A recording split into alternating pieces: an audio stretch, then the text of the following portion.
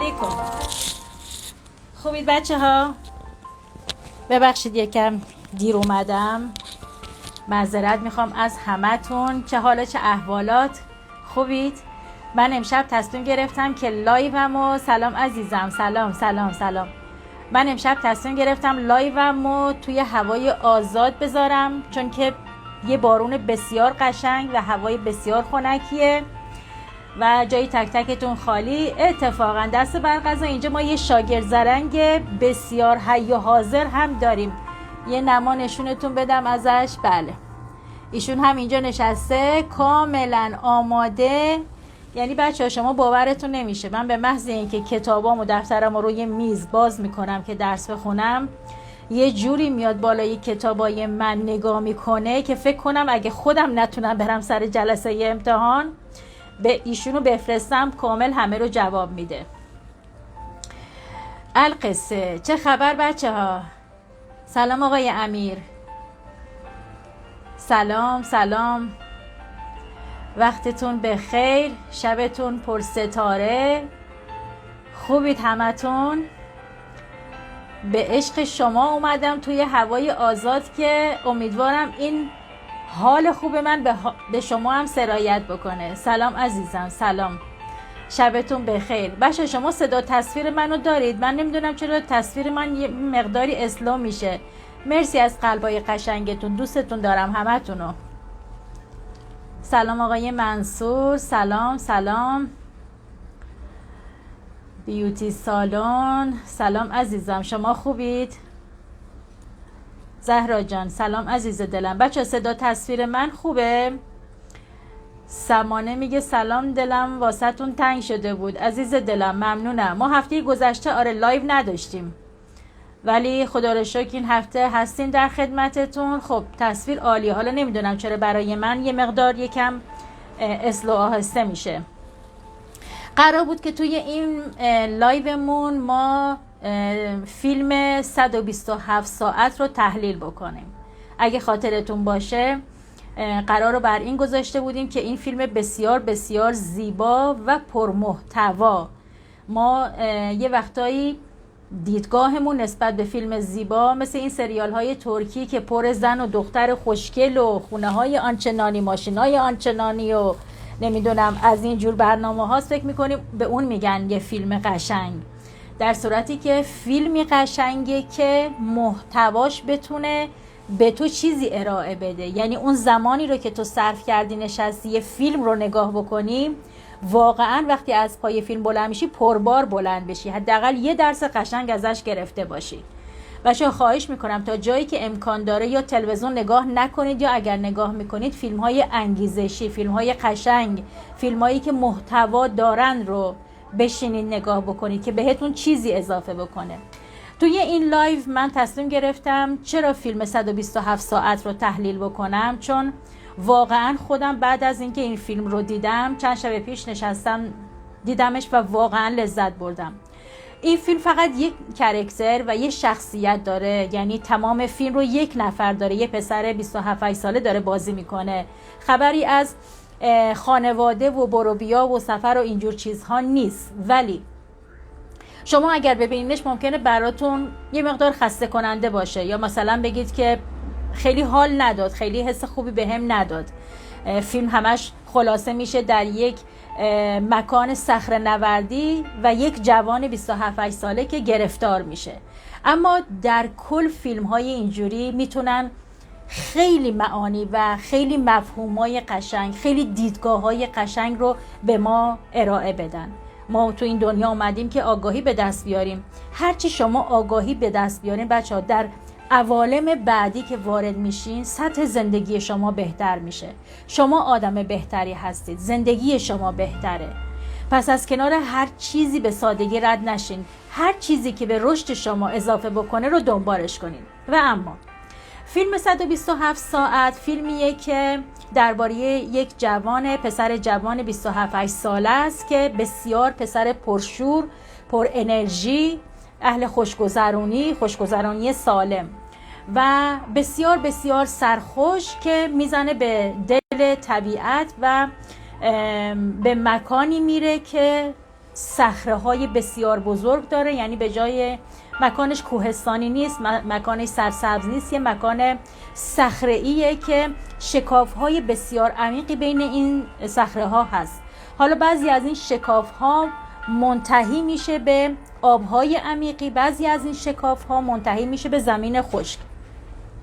این پسر یه کوله پشتی با خودش داره که پر از وسایل گوناگونه و یه بطری آب و زده به دل این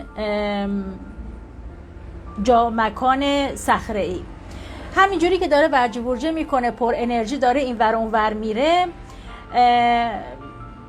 میرسه به یه 2 تا دختر خانم که اون 2 تا هم با هم دوستن، اومدن اونجا یه مقدار بگردن، صخره ها رو ببینن، صخره نوردی کنن و برگردن. خب پسره یه مقدار باهاشون وقت میگذرونه، یه مقدار شنا کردن و پریدن از توی صخره ها رو یادشون میده. پسر خیلی پسر با انگیزه، با جروزه و بسیار فعالیه. خب بعد از یه مدت از همدیگه خداحافظی میکنن و داستان این پسر شروع میشه. داستان این پسر به این شکله که با وجود اون همه دل و جرأتی که داره و مشخصه که صخره نوردی رو خوب بلده، توی یکی از پرش هایی که داره از صخره ها انجام میده پاش لیز میخوره و سقوط میکنه داخل یکی از این شکاف ها و همزمان با خودش که داره سقوط میکنه که بیفته، یه تخت سنگ بسیار بزرگ هم همراه با خودش میره پایین و زمانی که هر دو به پایین میرسن، دست راست پسر بین این صخره‌ای که از بالا افتاده و صخره بسیار بزرگی که از قبل اونجا بوده قرار میگیره. خب پسر اول فکر میکنه که یه چیز ساده است و سعی میکنه که دستشو از زیر سنگ بکشه بیرون، ولی موفق نمیشه. هرچی سنگو هل میده، هرچی دستشو میگیره میکشه، میبینه نه، جوری قرار گرفته که دردی هم احساس نمیکنه، اما جوریه که اصلا نمیتونه دستش رو رها بکنه و آزاد بشه و گیر میفته. خب یه چند وقتی اونجا ادامه میده، تلاش میکنه، سنگو هل میده، دستش رو میکشه و به هر طریقی سعی میکنه با تلاش و تکاپو شاید بتونه دستش رو آزاد کنه و میبینه زهی خیال باطل، انگار از این خبران نیست. یه چند ساعتی میگذره و پسر کم کم نگران میشه که چرا من نمیتونم دستم رو آزاد کنم. شروع میکنه به فریاد زدن که آهای اگر کسی اینجاست بیاد به من کمک بکنه، من اینجا گیر افتادم، کمک کمک کمک. هرچی فریاد میزنه اونجا اصلا فریاد رسی نیست، یه مکان بسیار وسیعی از صخره ها هستن که این پسر فقط خودش تک و تنها اونجا بوده.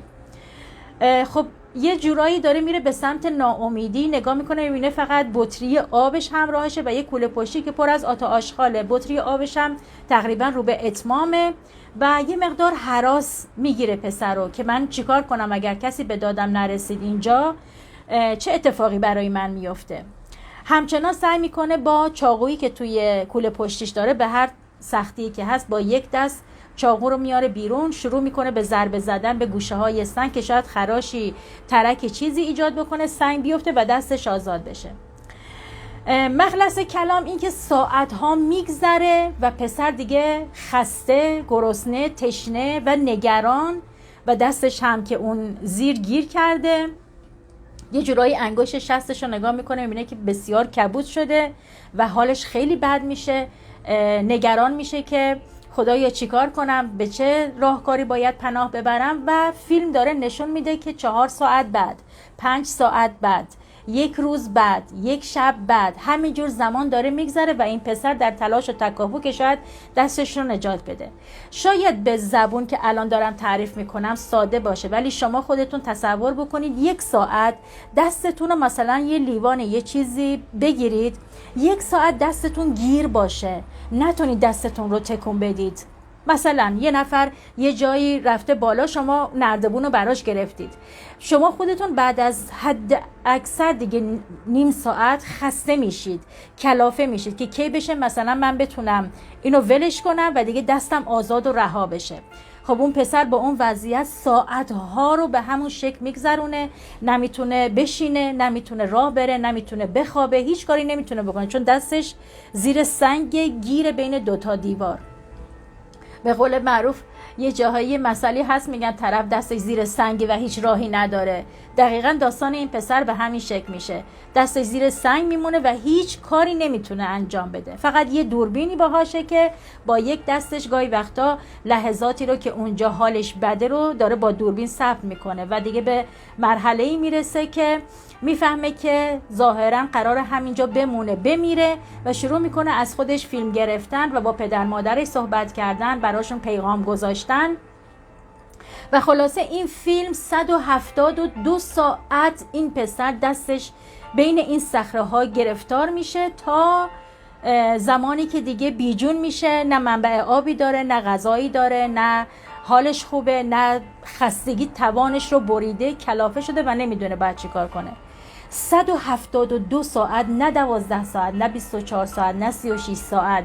فکر کنید 172 ساعت این پسر به شدت به حالت استیصال و درماندگی میفته و حال بدی رو داره تجربه میکنه. اینقدر حالش بد میشه که دیگه داره میره به حالت توهم، به حالت مردگی، به حالت از حال رفتن. توی همون از حال رفتنش، گوش کنید بچه ها خیلی قشنگه، توی همون از حال رفتنی که دیگه داره ناامید میشه و فکر میکنه که دیگه مرگش رسیده، یک لحظه تصور پدر و مادرش از جلوی چشمش رد میشن و با پدر مادرش شروع به صحبت میکنه که منو ببخشید، من پسر خوبی برای شما نبودم، خیلی سر به هوا، خیلی شیطون، خیلی اذیتتون کردم، ای کاش میتونستم یک بار دیگه شما رو ببینم، بغلتون کنم و ازتون عذرخواهی کنم. توی همون حالتی که دوباره داره از حال میره، تصویر خواهرش از جلوی چشمش رد میشه و شروع میکنه با خواهرش صحبت کردن که معذرت میخوام، من برای عروسی تو نیومدم و تو از من خیلی ناراحت شدی، ای کاش میتونستم یک بار دیگه تو رو بغل کنم و بهت بگم که چقدر از کاری که کردم خودم شرمندم. و دوست و دخترش که این پسر خیلی بی تفاوت از رابطه اومده بود بیرون و اون دختر رو با حال بد ترک کرده بود و تصویر اون دوست دخترش میومد جلوی چشمش که داشت شروع میکرد باهاش به حرف زدن که ای کاش میتونستم یک بار دیگه ببینمت و ازت عذرخواهی بکنم. ببینید بچه ها، همه اینها خیلی درس های قشنگی برای ما دارن که در ادامه لایو میخوام بهتون بگم. خلاصه پسر دیگه در حالت بیجونی تکیه میده و حتی نمیتونه بیفته چون دستش گیره. با همه تو ذهنش خداحافظی میکنه، فیلم میگیره از پدر مادرش، خداحافظی میکنه با لبای بسیار خشک از تشنگی، حال بسیار بد آماده میشه که دیگه بمیره دیگه، چون جونی در بدنش نمونده. یک لحظه، اون لحظه‌ای که تصمیم میگیره بمیره و خودش رو، روحش رو رها بکنه، یه نفر انگار تو ذهنش میگه باز هم تلاش کن، فکر کن، شاید راهی باشه، شاید بتونی کاری بکنی. پسر توی همون حالت یاد چاقویی که توی کیفشه میفته، چاقو رو در میاره، نگاش میکنه، بعد با خودش میگه که من اگر این دست رو نداشتم الان آزاد و رها میشدم، میتونستم برم، پس میتونم کاری کنم این دست رو از دست بدم که رها بشم. بچه ها خیلی حرفه، خیلی سخته که ما میریم یه آزمایش قند خون یا یه آزمایش معمولی میخوایم بدیم، یه سوزن میخوان بکنن تو دستمون، خودمون تحمل نداریم، دستمون رو میگیریم جلو چشمون رو برمیگردونیم. دقت کردید؟ شما تصور کنید یه نفر در بدترین شرایط روحی روانی تصمیم بگیره دستش رو قطع بکنه که نجات پیدا کنه. ادامه لایف خیلی جالبه، خیلی چیزا میخوام بهتون بگم، شاید واقعا امشب راه رهایی برای شما هم باز بشه. پسر چاقو رو در میاره از توی کیفش، نگاه به چاقو میکنه و تصمیم میگیره که اولین ضربه رو به دستش بزنه. یه لحظه پیش خودش میگه که یادم باشه اگر از اینجا زنده رفتم بیرون خواستم چیزی بخرم، از هر چیزی اصلش رو بخرم، نه مثل این چاقوی چینی که کنده. یعنی شما تصور کنید میخواد با یه چاقوی کوچیک که کندم هست دست خودش رو خودش قطع کنه. به هر زحمتی هست یه تناب پلاستیکی نایلونی از توی کیفش، کوله پشتیش در میاره و بازوشو محکم با اون لاستیک میبنده و خب خیلی دل میخواد دیگه بخوای ضربه بزنی، بخوای دستتو قطع بکنی، اونم با یک ضربه هم زده نمیشه که. روشو بر میگردونه و اولین ضربه رو با تمام توان میزنه. خب خون میریزه بیرون، دستش رگاش پاره میشن، گوشتش پاره میشه و بسیار حال بدی داره. یه مقدار اجازه میده بگذره. میدونین که بچه ها اولین ضربه همیشه دردناک ترین ضربه است. ضربه های بعدی رو که میاد بزنه آدم، دیگه انگار اون بدن بی‌حس شده، دیگه انگار اون قسمت از بدن یه مقدار حسش رو از دست داده و توان و تحمل ضربه های بیشتری رو داره. شروع میکنه به ضربات متعددی با اینکه حالش خیلی بده و با هر ضربه‌ای هم که میزنه فریاد میزنه از شدت درد، ولی راهی دیگه ای نداره. تصمیمش رو گرفته و تا اینجا هم ضربات کار خودشون رو کردن. خلاصه به هر ترفندی هست استخونا رو میشکنه و درد رو میپذیره و ضربات رو میزنه. میمونه دیگه زمانی که میدونه اگر دستش رو الان خودش رو بکشه و فاصله بده از اون صخره، دیگه دسته معمولا منقطع میشه، قطع میشه و رها میشه. شروع میکنه به کشیدن دستش، شروع میکنه با اون درد و با اون خونریزی دستش رو شروع میکنه به کشیدن. دیگه یه جایی تمام توانش رو میذاره و پرت میشه. وقتی که پرت میشه برمیگرده نگاه میکنه، میبینه که دستش نصف دستش از ساق قطع شده. برمیگرده به صخره نگاه میکنه، میبینه بقیه دستش لای صخره هاست. خیلی تصویر هیجان انگیز، مشمئز کننده ولی جالبیه. انسانی که برای زنده ماندن این کار رو با خودش بکنه. بچه ها خداوند یه جایی گفته که من تلاش انسان را برای زنده ماندن خیلی دوست دارم. چرا؟ چون بوی امید میده، چون بوی رهایی میده. ما جایی که چیزی رو رها میکنیم برای خداوند مکرمتر و محترمتر هستیم، دوست داشتنی تر هستیم. چون رها کردن قدرت میخواد بچه ها. قدرت در چسبیدن نیست، قدرت در وابسته موندن نیست، قدرت در رها کردنه. هر جایی که تونستی رها بکنی اونجا تو قدرتمندی. خلاصه برگردیم به آخرای فیلم. پسره با هر بدبختی دیگه، چون دستشو محکم بسته خونریزیش تقریبا کمه، با پلاستیک دستو میبنده، دستشو میگیره تو دستشو، به هر بدبختی از اون لابلای صخره ها میاد بیرون و میره شهر و سراغ خانواده‌ش و بیمارستان و از اینجور داستانا که دیگه فیلم نشون میده که تو بیمارستان دستش دیگه کاملا باندپیچی شده و شکل گرفته، بسته شده و داره فیلم تصویر پسری رو نشون میده که تصمیم گرفته با همون یک دست چپی که سالم مونده براش زندگی رو به عالی ترین شکل ادامه بده و شخصیت دیگه ای از خودش میاد بیرون. تصمیم میگیره با پدر مادرش درست رفتار بکنه، با خواهرش عذرخواهی میکنه و رفتارهای درستی میکنه، از دوست و دخترش عذرخواهی میکنه و دوباره برمیگرده به رابطه بهش، چون فهمید یک لحظه میشه بر اثر یه اتفاق کوچیک، یه لغزش میتونه زندگی آدم ها از بین بره. قدر داشته هاشو دونست، برگشت و تصمیم گرفت با همون یک دستش برنده شنا بشه، چون شنا رو خیلی دوست داشت. معمولا شنا یکی از ورزش‌هایی که به هر دو تا دست احتیاجه. یه سخنران معروفی هم هست تو دنیا، اگر اسمش الان یادم بیاد، نیکی ریچ. یه پسر جوونیه که نه دست داره نه پا داره، ولی قهرمان فوتبال، قهرمان بدنسازی، زن داره، بچه داره. اینها بچه داستانهاشون رو باید برید بخونید، چون اینا برای ما خیلی الگوهای قشنگی هستن، اینا اسطوره هستن. خلاصه تصمیم میگیره که بره و فیلم داره نشون میده که این مراحل شنا رو با همون یک دست داره انجام میده و بسیار موفق شده. حالش خیلی خوبه، زندگی خیلی خوب و موفقی رو داره و از اون سر به هوای بازیگوشیش هم دیگه خبری نیست. چی میخواستم بهتون بگم؟ چرا این فیلم رو تعریف کردم؟ هدفم از گفتنش این بود که بچه ها یک لحظه چشمتون رو ببندید، تصور کنید چه مشکلی توی زندگیتون خیلی وقته که هست. تصور کنید چه آرزویی دارین که سال هاست در انتظارشید. چشماتون رو ببندید و تصور کنید چه چیزی سال هاست داره اذیتتون میکنه و هنوز هم بهش چنگ انداختید و ولش نمی کنید. یه جایی تو زندگی باید یاد بگیری رها کنی. قدرت در رها کردنه. اگر رها نکنی میرسوندت به جایی که نباید، ولی اگر رها کنی شانس دوباره‌ای بهت داده میشه. اصلا چرا باید رها کنیم خانم تاجبخش؟ چرا باید رها کنیم؟ من رها بکنم چه اتفاقی میفته؟ وقتی رها کنی به دست میاری. چقدر تو رابطه عاطفی هستی که حالت بده، داری تحقیر میشی اما موندی، میترسی رهاش کنی. اون پسر تو فیلم 127 ساعت دست خودش رو که عضوی از بدنش بود قطع کرد، رها کرد به خاطر اینکه برگرده به زندگی. خیلی از ما تو رابطه عاطفی نمیتونیم اون طرف مقابل رو رها کنیم، اون رابطه رو رها کنیم و برگردیم به زندگی. میچسبیم بهش، آویزونش میشیم، وصلش میشیم. خیلی از ما آدما تو شغلی هستیم که اصلا خوشحال نیستیم با اون شغل، اما موندیم چون میترسیم رهاش کنیم.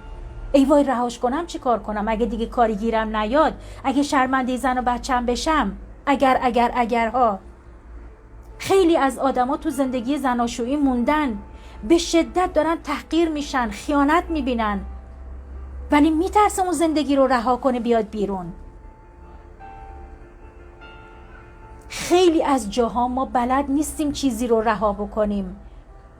خیلی از جاها داریم به خودمون آسیب میزنیم، میبینیم داریم عمرمون، زمانمون، جوونیمون حیف میشه، سلامتی روح و روانمون داره حیف میشه، اما هنوز موندیم توی اون شرایط. چرا؟ چون میترسیم رها کنیم. رها کردن شجاعت میخواد. هر جایی از رابطه اومدی بیرون، آفرین داری، به خودت بناز. هر جایی شغلی رو که دوست نداشتی ترکش کردی، رهاش کردی، به خودت بناز. هر جایی که نگرانی داشتی به خودت رهاش کردی، به خودت بناز، چون رها کردن قدرت میخواد. هر کسی نمیتونه رها کنه. ذهن خیلی با ما مبارزه میکنه که ما نتونیم چیزی رو رها بکنیم، اما اگر یک بار رها بکنی، نتیجه خوبی که گیرت میاد، تشویق میشی برای اینکه بارها و بارها خیلی چیزها رو تو زندگیت رها کنی. یه خانمی بلیت قطار میگیره که بره سفر. وقتی وارد کوپه قطار میشه، میبینه یه خانم نسبتاً جوان، یه خانم مسن و یه بچه 5-6 ساله توی کوپه هستن. خب میفهمه اینا همسفراشن. یه چند ثانیه‌ای میگذره، قطار حرکت میکنه، متوجه میشه اون خانم جوونه توی گوش پسره یه چیزی میگه و پسره از کوپه میره بیرون. چند دقیقه بعد پسره میاد داخل و در گوش مامانش یه چیزایی میگه. بعد از اینکه یه چیزایی در گوش مامانش میگه، اون زن جوان شروع میکنه به گریه کردن. خانمه میگه متوجه شدم که کوپه بغلی مادر شوهرش و خواهر شوهرش هستن و الان پسره رفت فهمید که اونا دارن درباره مامانش چی میگن، اومد به مامانش گفت. خوب گوش کنید. مامانه هم شروع میکنه به گریه کردن. خانم مسنی که روبروش نشسته یه نگاه بهش میکنه و بهش میگه که تو به رنج کشیدن عادت کردی. از کی شروع کردی به اعتیاد؟ از کی معتاد شدی؟ زن جوان با تعجب نگاش میکنه و میگه من معتاد نیستم، من هیچ وقت مواد مصرف نکردم. اون خانم مسن بهش میگه ولی تو معتادی، معتاد به رنج کشیدنی. تو عادت کردی هر روز برای خودت رنج بخری. تو الان بلیت گرفتی که بری سفر، اما تا نشستی توی کوپه مواد کم داشتی. برای همین پسرتو فرستادی که از کوپه بغلی برای تو مواد بخره. اونم خرید و آورد بهت داد، تو هم الان داری استفاده میکنی. زن جوان یه نگاهی به زن مسن میکنه و بهش میگه که ولی چرا اونا پشت سر من دارن حرف میزنن؟ زن مسن بهش میگه ببین، کار مواد فروش مواده. تو اگر بهایی ندی، مواد تهیه نکنی، که کسی نمیتونه به زور به تو مواد بفروشه. بستگی به تو داره که تو از خواب که بیدار میشی هر روز صبح تصمیم میگیری خریدار چه چیزی در دنیا باشی. رنج یا خریدار شادی یا خریدار رشد یا خریدار آرامش. اما تو رنج رو انتخاب کردی. تو رنج و گریه و عذاب رو انتخاب کردی. تو معتادی به رنج کشیدن و الانم از کوپه بغلی برات مواد رسید و داری میکشی. چرا رها نمی کنی؟ چرا این که دیگران درباره تو چی میگن و دارن چطور تو رو مسخره میکنن رو رها نمی کنی؟ خیلی وقتا ما رها نمی‌کنیم آدم‌ها رو. خیلی وقتا ما صبح که بیدار میشیم به جای اینکه به دنبال خریداری رشد و آرامش و شادی و خوشحالی و رقص و پایکوبی و دور همی و ورزش و انرژی و تکاپو باشیم، به دنبال اینیم که رنج بخریم، غم بخریم، غصه بخریم، افسوس، حسرت. این فیلم میدونی چی یاد میداد؟ میگفت یاد بگیرید حتی اگر به قیمت عضوی از بدنتونه قطعش کنید، رهاش کنید، اما برگردید به زندگی. شاید زندگی پاداشهای خیلی قشنگی براتون داشته باشه. اصلا قانون جذب اینو میگه. قانون جذب میگه جایی که تو خلأ به وجود بیاری من پرش میکنم، اما تو شهامت داشته باش خلأ ایجاد کن. خیلی وقتا من با اونایی که با هم صحبت میکنن و از پارتنرشون تو رابطه عاطفی ناراحتن بهشون میگم رهاش کن تا جهان هستی چیز بهتری برات جایگزین کنه. تا زمانی که تو به این رابطه چسبیدی و میترسی رهاش کنی، تو خریدار غمی، تو معتاد به رنج کشیدنی. اما وقتی رها میکنی یعنی من الان آمادم که برای من بفرستی و جایگزین برات میکنه در حد خودش، نه در حد ما، در حد خودش. همیشه بخوایم بگین خدایا اراده تو نه اراده من، انتخاب تو نه انتخاب من، تصمیم تو نه تصمیم من، خواست تو نه خواست من، زمان تو نه زمان من. ما اینجوری دعا میکنیم خدایا یک کسی میخوام اینجوری تا 1 ماه دیگه، تهش 1 ماه دیگه که این کارا رو واسم بکنه، اینجوری باشه قدش، اینجوری باشه سنش، اینجوری باشه شغلش، اینجوری باشه خانوادهش، دیگه تهش 1 ماه دیگه. ما میایم برای خدا شرط میذاریم، شروط میذاریم. رها کردن یعنی اعتماد کردن به خدا. رها کردن شهامتیه که باید با تمرین به دستش بیاریم. هندوها میدونین چجوری میمون شکار میکنن؟ یه سیب میندازن توی یه کوزه که گردنه باریکی داره. میمون دستشو میکنه تو کوزه که سیبه رو در بیاره، دیگه نمیتونه دستشو در بیاره، گیر میفته. شکارش میکنن مگر اینکه میمون به عقلش برسه، حالا یا بدوه یا به هر طریقی اون کوزه بخوره زمین بشکنه و دستش رهایی پیدا کنه. این مثال های رهایی برای اینه که ما یاد بگیریم رها کنیم، رها باشیم. چقدر رهایی. ممنون فرزانه جان عزیز دلم. خیلی سخته رها کردن. علی میگه بله علی سخته، اما پاداش قشنگی هم داره، آرامش خوبی هم داره. اصلا از همه مهمتر تو قدرت تو به دنیا نشون دادی. مگه اینکه من به چیزی بچسبم نتونم ولش کنم؟ حالا دوست پسرمه، دوست دخترمه، همسرمه، کارمه، نمیدونم پدر مادرمه، بچمه، هر چیزی این که من بچسبم بهش که از ضعف منه. قدرت مال وقتی که من رهاش میکنم، میسپارم دست خدا. برید این فیلم 127 ساعت رو حتما ببینید. یاد میگیریم که وقتی رها میکنیم به خودتون بنازید، چون رها کردن سخته. میگه دنیا همه هیچ و اهل دنیا همه هیچ. ای هیچ برای هیچ بر هیچ مپیچ. یعنی رها کن، تو قید بند هیچی نباش. بچه ببین تصور کنید شما توی یه جزیره هستید، توی یه جزیره هیچ کس به جز شما نیست اونجا، هیچ کس نیست. شمایید خودتون. الان توی اون شرایط تصور کنید چقدر درگیر آرزوهاتون و مشکلاتتون میشید. اصلا انگار همه مثل یه بادکنک که میترکه پود میشه میره. دقت کردید؟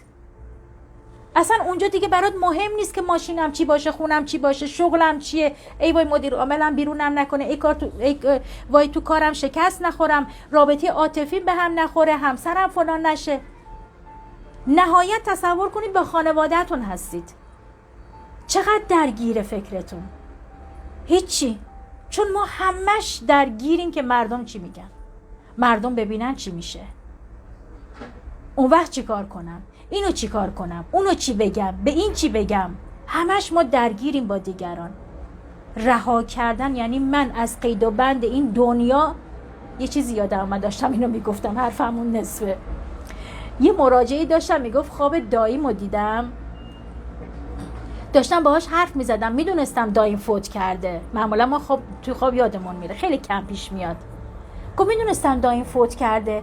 گاهی با آتش هی نگاهش کردم، بهش گفتم دایی نمیدونی چقدر خوشحالم که میبینمت، خیلی دلم میخواسته ببینمت تو اینا. داییم گفته من عجله دارم، اگه آرزویی داری بگو، شاید بتونم برات کاری بکنم.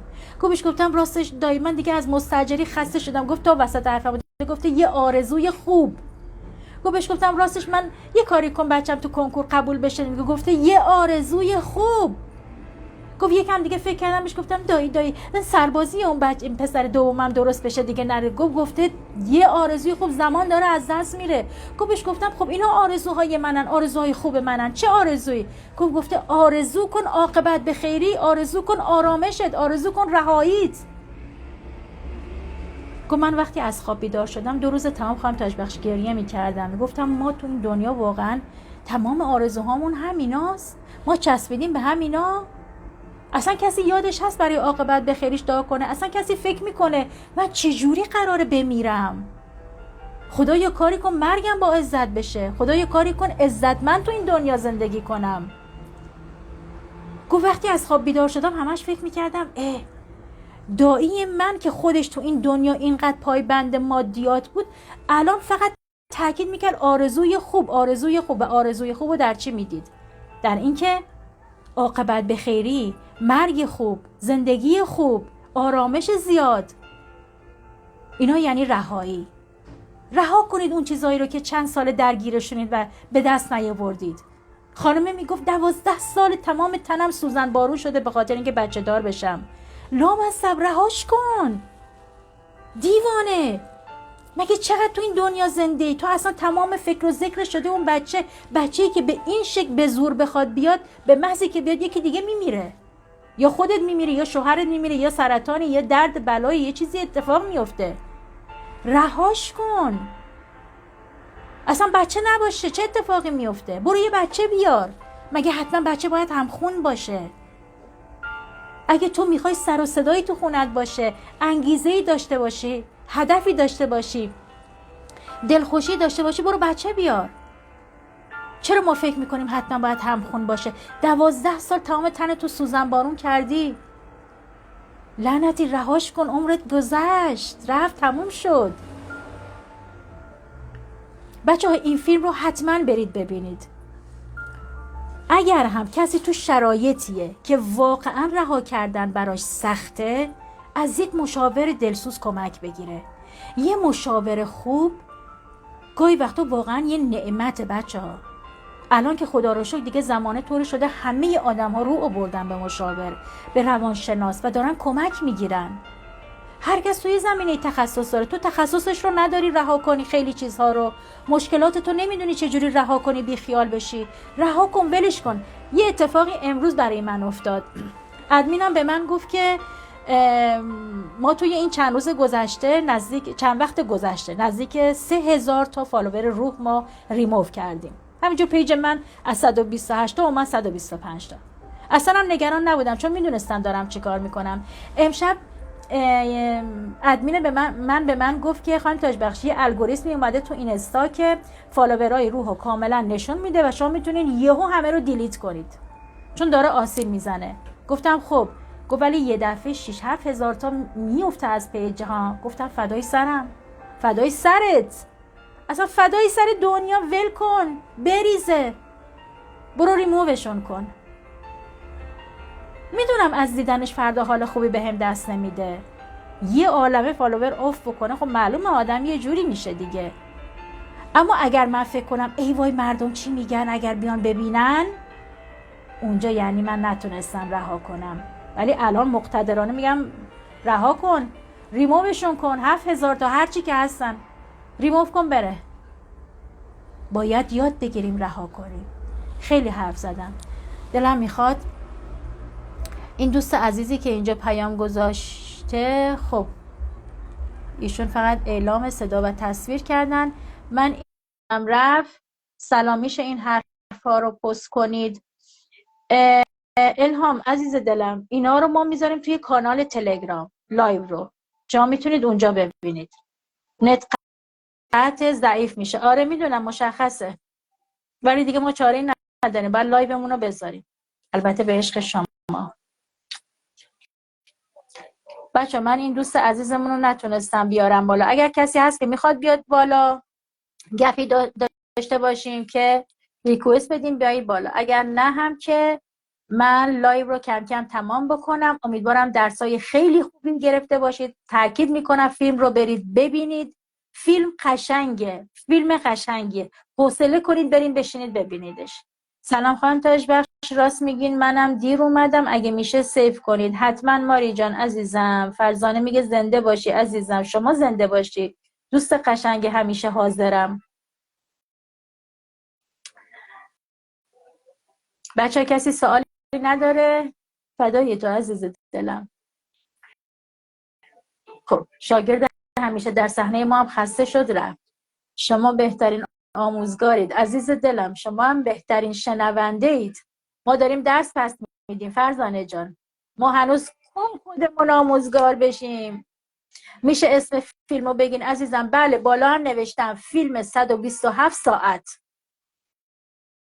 خسته نباشید، عالی بود. فدات عزیز دلم، خیلی دوستتون دارم، همتون رو به خدای عشق میسپارم. تمرین کنید رها کردن و امیدوارم که به ازای هر چیزی، هر مشکلی که رها میکنید، هزاران بار قشنگتر و بهترش در زندگیتون متجلی بشه. خیلی دوستتون دارم، با امید بهترینا. خدا نگهدارتون.